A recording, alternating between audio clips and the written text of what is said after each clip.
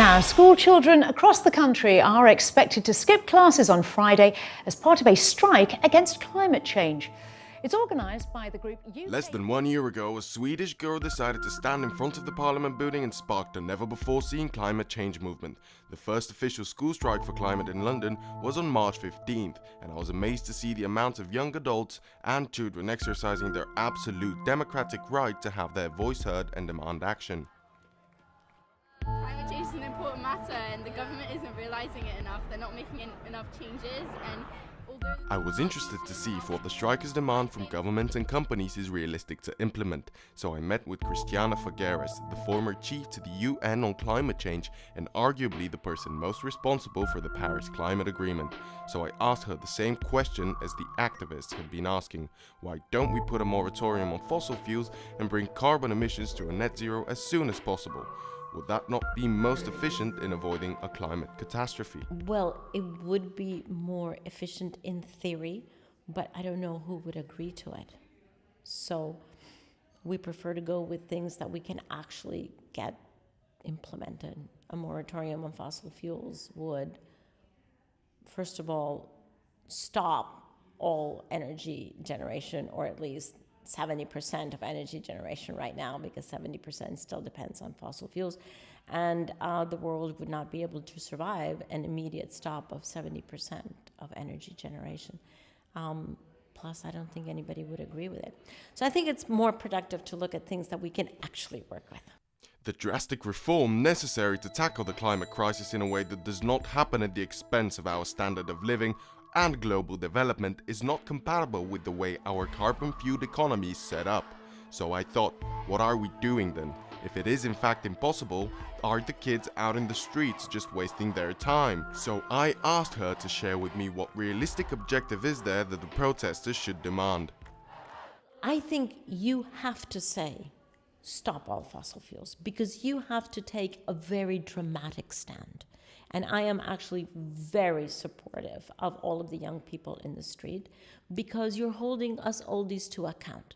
And you, frankly, cannot afford to let go of your very highest expectations. So I would not want you to come down to the realistic, practical measures.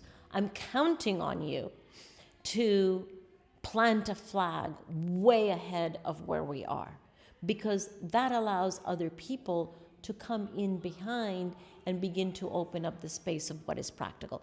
If you come down to the practical space, then there's no space left. And then we're stuck with, where we are, and we won't move. So I'm counting on the young people to continue to increase their ambition. So please don't let off. Arguably, you could look at it from both sides. Perhaps the strikers should shut up and go back to school, instead of wasting their time and causing inconvenience. You could argue that they should learn more before demanding things that are way above their understanding. Personally, I have never been a supporter of public demonstrations or strikes. I have always believed that there are more productive and efficient ways to solve a problem. However, the strikes are going to keep happening, and we must not try to stop them, because the vast majority of these children really care deeply despite their limited understanding.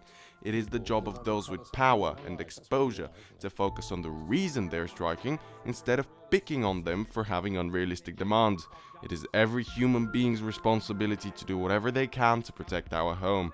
The children are out because clearly not enough is being done, and saying that the UK or any other country is a leader in the fight against climate change still does not justify lack of further action or not increasing the effort, because there is a lot more that needs to be done, and that is exactly what the protesters are trying to say. We're the lowest that we've Last thing I want to ask you, which is the thing that's dearest to me. We are the young generations that essentially we're going to bear most of the worst impacts if it happens. So the thing that I feel really emotional about is if there is a way for us, for the young generation, to all unite, and it doesn't matter what background we come from, if you're the child of an oil magnate or if you're coming from a working class, what sort of way can we ensure that we have a type of collateral, let's say, that guarantees that we are going to be able to raise children of our own in a world that is good? It's a very important question, and I don't have an answer for that.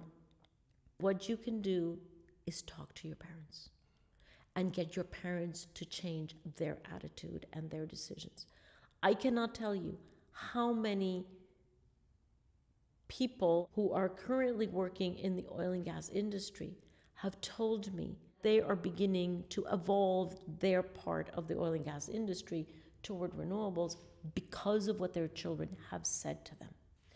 You are underestimating the power that you have over your parents.